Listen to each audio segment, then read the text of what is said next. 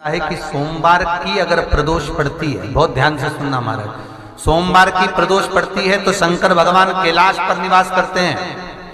मंगलवार की प्रदोष पड़ती है तो शिव काशी में निवास करते हैं। बुधवार की प्रदोष पड़ती है तो शिव रजत भवन में निवास करते हैं। गुरुवार की प्रदोष पड़ती है तो शिव गंगा के स्थल पर निवास करते हैं। शुक्रवार की अगर प्रदोष पड़ती है तो शिव नीलकंठ पर विराजमान होते हैं। शनिवार की अगर प्रदोष पड़ती है तो शिव शमी के वृक्ष के नीचे रहते हैं। और रविवार की जब प्रदोष पड़ती है तो शिव बेलपत्र के पेड़ के नीचे निवास करते हैं। महाराज ये एकादशी शंकर से कह रही है कि आपका स्थान ये नहीं कि आप कैलाश पर मिले, उस वार को, उस तिथि के दिन, उस अनुकूल।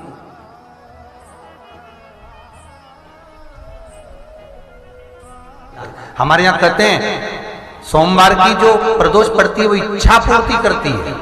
मंगलवार की प्रदोष रोग से मुक्ति देती है। बुधवार की प्रदोष कामना की पूर्ति करती है।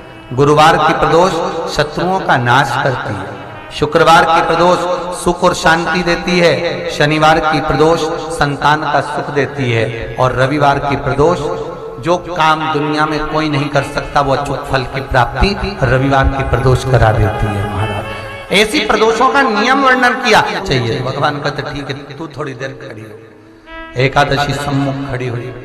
पार्वती जी ने जिस अंगुष्ठ का जल पीने के लिए लिया था हाथ में, बस पीने ही वाली थी, शंकर भगवान ने वही हाथ में जल लेकर एकादशी के हाथ में उसको देकर कहा, ले ये मेरे द्वारा निर्मित एक व्रत है जिसे त्रयोदशी के दिन तूने मांगा है, मैं तुझे देता हूँ। आज इस व्रत का फल मैं तुझे प्रदान करता हूँ। अब तू जिस जीवात्मा को लेकर जाएगी उसका पाप प्रबल नहीं होगा। किसी स्त्री, पुरुष, बालक, बुजुर्ग जो भी होगा जिसने प्रदोष का व्रत करा होगा वो जीवात्मा को तू किसी फल की कामना से नहीं स्वतः ही लेकर चली जाए।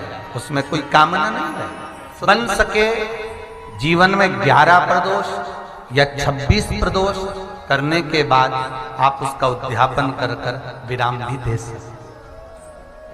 पर जीवन में एक बार प्रदोष का व्रत मौका मिले, जिस कामना से जिस दिन का भाव आपके मन में आए कि मुझे रोग से मुक्ति पाना है तो ये प्रदोष मुझे करना है, मैं रोग मुक्ति के लिए, हम जो भी आपके मन में आ रहा है, संतान प्राप्ति के लिए शनिचरी प्रदोष, आप उसका स्मरण करें। फिर लिखा शिव महापुराण में, बड़ा सुंदर लिखा वेदव्यास जी ने, मान लो आप प्रदोष का व्रत नहीं कर सकते, आप अगर व्रत नहीं कर सकते तो प्रदोष के दिन, प्रदोष काल में शाम का समय सूर्यास्त का कुछ पल, कुछ घड़ी के पहले से लेकर बाद तक का प्रदोष काल के अंतर्गत आप शंकर जी के मंदिर में जाकर 1 लोटा पानी, 5 बेलपत्र भी अगर समर्पित करते हैं तो संपूर्ण प्रदोष का फल आपके भाग्य में प्रबल हो जाए।